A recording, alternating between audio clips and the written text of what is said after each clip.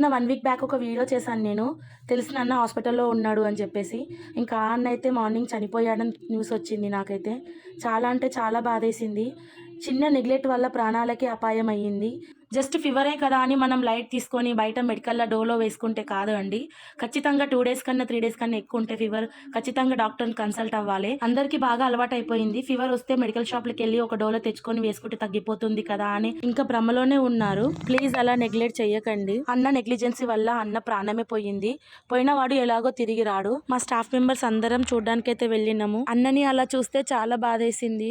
10 days back అందరితో నవ్వుకుంటూ కలిసి ఉన్న అన్న ఈ రోజు లేడు అని అంటే చాలా బాధగా అనిపించింది. ఒక 10 ఇయర్స్ బ్యాక్ మేము ఎక్కడికి వెళ్ళాలన్నా షాదులన్నా అని అన్నం తీసుకొని వెళ్ళే వాళ్ళం. అవన్నీ గుర్తుకొస్తే అసలు మర్చిపోలేకపోతున్నాము. మా ఓల్డ్ సాయిరామ్ హాస్పిటల్ బ్యాచ్లో ఇంకొకరు మిస్ అయ్యారు. మీ ఆత్మ శాంతించాలని ఆ దేవుణ్ణి అయితే కోరుకుంటాము. We miss you a lot అన్న.